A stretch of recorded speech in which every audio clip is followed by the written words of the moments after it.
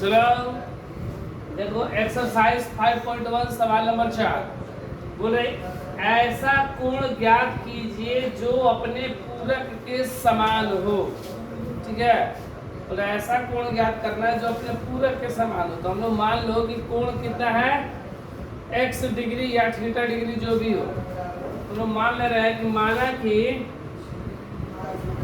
माना कि कोण बराबर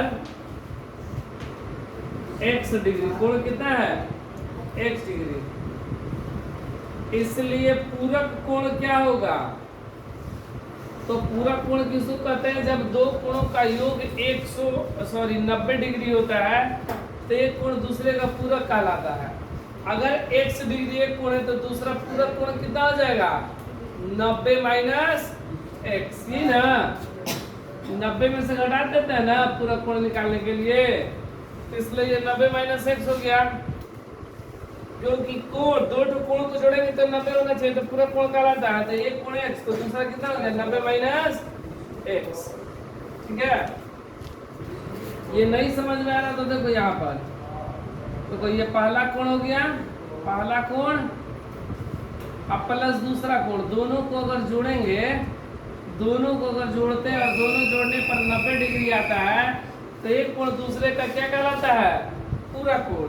और जो कोण मान लिया, मान लो कि पहला कोण x डिग्री है, हमें दूसरा कोण नहीं पता है, दूसरा कोण मतलब पूरा कोण बराबर 90, तो कितना आ गया दूसरा मतलब पूरा। ठीक है, दूसरा कोण मतलब पूरा कोण, ये 90 प्लस है तो माइनस का x।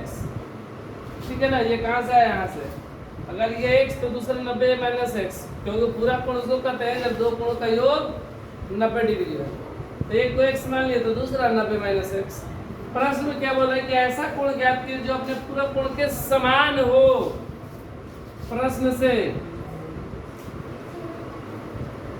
बोले जो कोण है वह किसके समान है, पूरक कोण के समान है, ऐसा बोला गया है।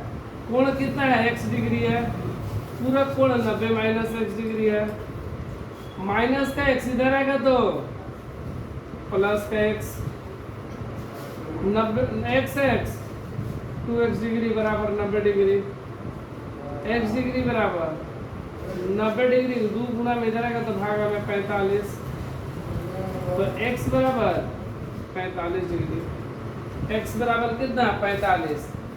तो कोण मेरा कितना हो गया,